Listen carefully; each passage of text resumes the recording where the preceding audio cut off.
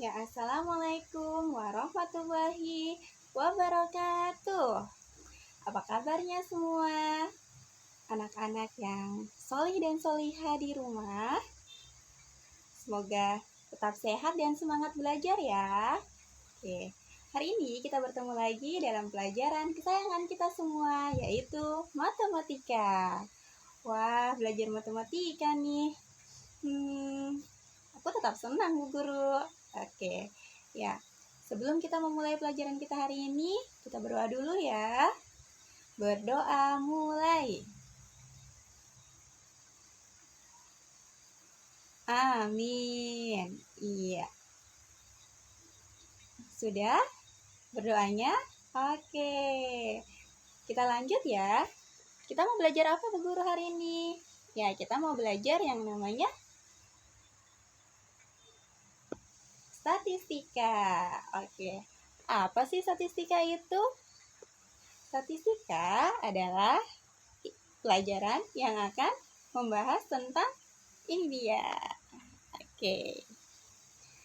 Ya, kompetensi dasar yang akan kita pelajari yaitu menjelaskan dan membandingkan modus, median, dan mean dari data tunggal untuk menentukan nilai mana yang paling tepat mewakili data.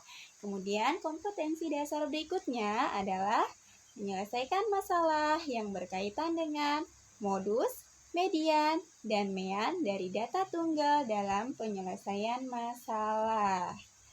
Oke, itu adalah kompetensi dasarnya. Kemudian setelah itu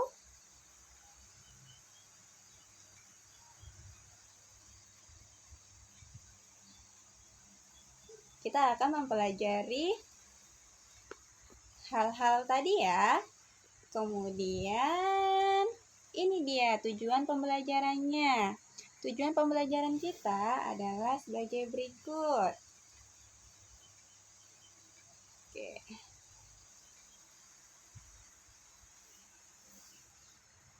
Setelah mempelajari statistika, diharapkan peserta didik dapat yang pertama, mengidentifikasi data yang berkaitan dengan diri peserta didik. Kemudian, mengidentifikasi data yang berkaitan dengan lingkungan sekitar. Dan yang ketiga, menentukan modus, median, dan mean. Yang terakhir yaitu menyelesaikan masalah yang berkaitan dengan modus, median, dan mean. Oke, ini dia yang akan kita pelajari di statistika. Ada data, ada modus, ada median, kemudian ada mean yang keempat. Oke. Ya, data. Data ini ada 3 bagian pentingnya, yaitu yang pertama tahap mengumpulkan data. Kemudian yang kedua, yaitu tahap menyajikan data. Dan yang ketiga, yaitu data yang akan diolah. Jadi setelah dikumpulkan, disajikan, kemudian diolah. Cara mengumpulkan datanya itu ada bermacam-macam. Bisa pencatatan langsung, bisa wawancara, bisa penelitian, dan juga bisa kuesioner. Kemudian untuk menyajikan data, itu bisa berupa tabel, bisa juga berupa diagram, dan juga piktogram. Oke, kemudian untuk mengolah datanya, ya kita akan mempelajari yang namanya tadi modus, median, dan mean. Oke, berikutnya adalah ini dia tabelnya. Oke, maaf, datanya. Oke, apa sih pengertian data, Bu Guru? Data adalah keterangan yang benar dan nyata yang dapat dijadikan dasar untuk mengambil kesimpulan. Nah, jadi datanya harus benar ya, dan harus nyata. Kemudian berikutnya, ini dia tabelnya. Tabel tinggi badan siswa kelas 6 Asma. Wah, silakan dilihat. Ada kolom dan juga barisnya. Kemudian ada diagram batang. Ya, ini adalah diagram batang banyaknya pengunjung. Di mana? Bisa di perpustakaan, bisa di tempat pariwisata. Kemudian ini adalah diagram garis warna kesukaan siswa. Yang berikutnya adalah diagram lingkaran. Diagram lingkaran untuk yang suka sepak bola, bola basket, bola voli, bulu tangkis, dan juga lainnya. Oke, kemudian yang terakhir ini adalah diagram gambar atau piktogram. Nah, ini ada gambar sapi-sapi nih. Jadi satu sapi itu dia mewakili 1000 ekor. Di tahun 2007 ada 7000 ekor sapi yang dipelihara. Oke. Kemudian setelah itu ini dia pengolahan datanya. Pengolahan datanya ada 3, ada modus, median, dan juga mean. Modus, median, dan juga mean. Apa sih modus, Bu Guru? Modus adalah data yang paling sering muncul, dia paling sering ada, dia selalu dipilih, dia yang paling tren, dia yang paling banyak disukai. Nah, itu adalah modus. Kemudian median adalah nilai tengah dari data yang telah diurutkan, nilai tengahnya ya. Jadi misalnya kita sudah mengurutkan data, misalnya datanya ada 5, yang di tengahnya ini dia, berarti ini adalah median. Oke, kemudian untuk mean itu adalah rata-rata hitung dari data yang terkumpul. Nah, apa rumusnya mean, Bu Guru?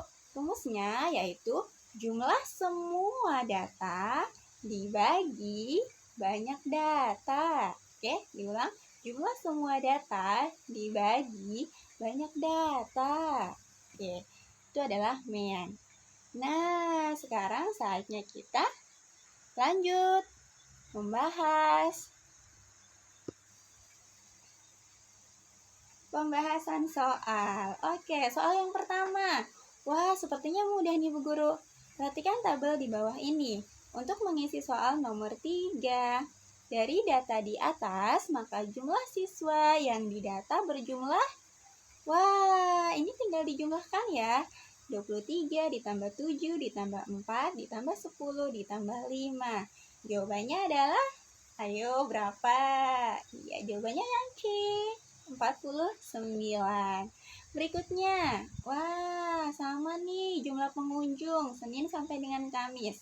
Oke, silakan dijumlahkan. 170 ditambah 140 ditambah 190, kemudian ditambah 160. Sama dengan berapa? Oh, aku dapat Bu Guru. Berapa hasilnya? 660 pengunjung. Kemudian berikutnya adalah, ditanya mean.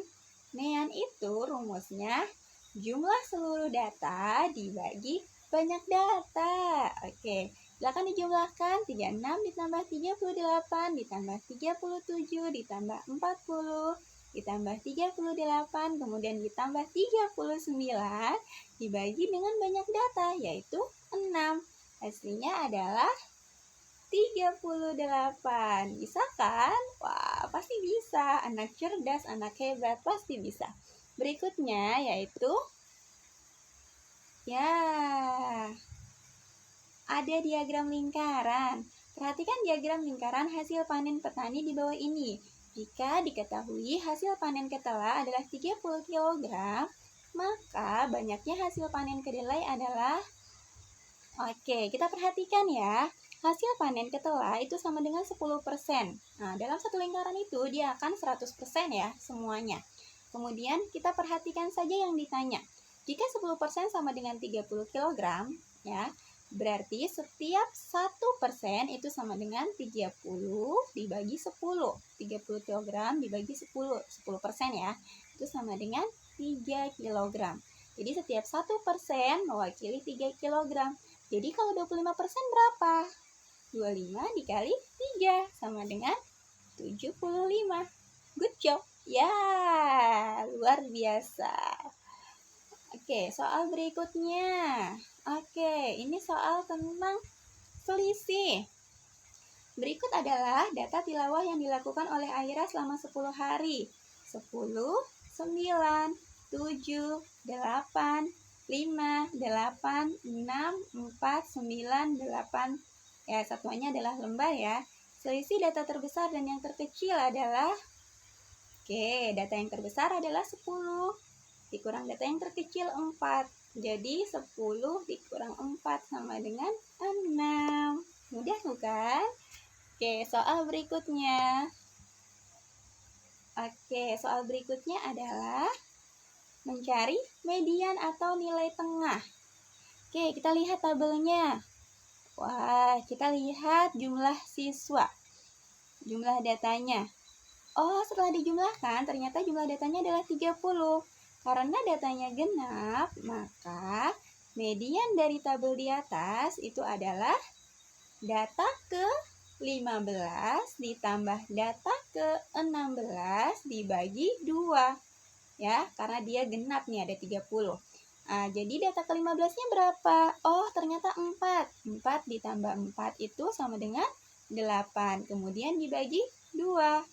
Itu sama dengan 4. Jadi kalau misalnya ada 10 data nih, data yang di tengah mana? Ini dia yang di tengah. Yang ke-5 dan yang ke-6. Data ke-5 dan ke-6-nya dijumlahkan, kemudian dibagi 2. Oke. Berikutnya. Ya. Perhatikan tabel berikut. Modus dari data di bawah ini adalah, wah, kalau modus gampang, tidak perlu dihitung. Kita hanya melihat, oh, frekuensi yang paling banyak. Frekuensi yang paling banyak adalah 65. Jadi itulah modusnya. Wah, pasti kalian bisa ya mencobanya di rumah dengan penuh semangat. Dan ternyata, wah, sayang sekali waktu kita sudah habis. Apakah kalian menikmati pelajaran hari ini? Belajar dengan singkat, tapi dengan hasil yang maksimal. Kita harus semangat terus belajar dari rumah. Kemudian, sini dalam surat Al-Hujurat ayat 13 yang berbunyi Bismillahirrahmanirrahim. Inna akramakum indallahi atqakum. Innallaha alimun khabir. Sesungguhnya orang yang paling mulia di antara kamu di sisi Allah ialah orang yang paling takwa di antara kamu. Jadi, ananda-ananda yang solih dan juga solihah, anak-anak yang luar biasa yang tetap semangat belajar dari rumah, ingat bahwa yang paling mulia itu bukan orang yang paling cantik, bukan orang yang paling pintar, bukan orang yang paling ganteng, bukan orang yang paling tampan ya, bukan orang yang derajatnya tinggi, pangkatnya tinggi, bukan, tapi adalah orang yang paling bertakwa. Kamulah salah satunya, ya. Karena kamu adalah generasi penerus yang luar biasa, yang bisa menjadi seseorang yang hebat nantinya, pemimpin yang jujur, yang mandiri, yang luar biasa. Oke? Jadi, berpikirlah kritis dari sekarang, jadilah orang yang kreatif dan juga inovatif. Oke, jangan lupa mengerjakan tugas kuisis yang Bu Guru berikan, kemudian jangan lupa juga latihan-latihan soalnya. Jika ada yang ingin ditanyakan, silakan ditanyakan. Oke, kita tutup dengan hamdalah. Alhamdulillahirabbil alamin. Terima kasih sudah menonton video pembelajaran hari ini. Sudah belajar dengan semangat dan ceria. Allahu Akbar. Dadah, sampai jumpa.